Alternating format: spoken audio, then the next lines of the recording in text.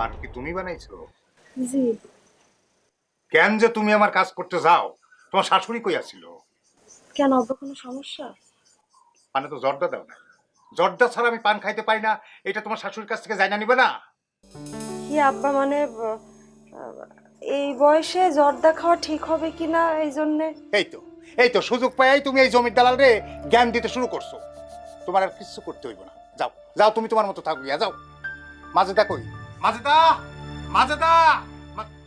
আব্বা বুঝছি, আপনার মাথা খারাপ হয়ে গেছে, গরম করছে তো। ওই যে মুখলেস ভাই ডাব নিয়ে এসে, মা ডাব ডাব কয়টা দাও, আব্বা খাক, মাথা ঠান্ডা হইব। দেখছস না আমি পান খামু? এই পান দিয়া কি ডাব খামু?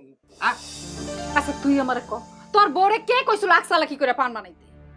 পান দিলে কি হয়েছে, বাড়ির বউ না, আব্বার সেবা করবো না, মুরব্বী মানুষ, দিলে অসুবিধা কি? সেবা করব, সেবার যে কি নমুনা সেটা তো দেখতেই পাইতেছি। তোর সেবা করলেই হইব, আমাকে সেবা করতে হইব না।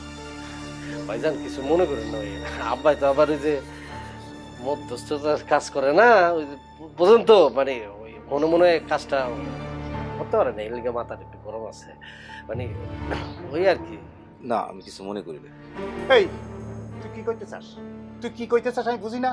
আমি দালালি করি, সেই দালালিতে লস হয়ে আমার মাথা গরম হয়ে গেছে না। আর একজন নিয়ে আছে ডাব, মনে হচ্ছে আমরা ডাব কোনোদিন খাই নাই। এই ডাব নিয়েছো কেন? আর কিছু আনতে পারেন নাই? না মানে তাই সাহেব, ডাব কয়টা তো কিনে আনি নাই, নিজের গাছের ডাব আছে, তাই আপনাদের জন্য নিয়ে আসি। আরে ডাব তো গাছেই হয়, ডাব কি আবার আসমানে হয় না?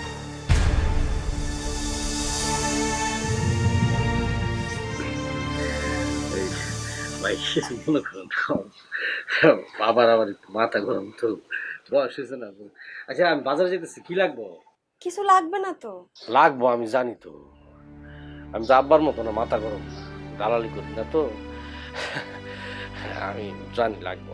ভাইজান আপনি যান, রিতা বাইরে ঘরে লিয়ে যাও, যান ভাই, আমি আসতেছি। ভাইজান চলো। কি শুনতেছি? চলো।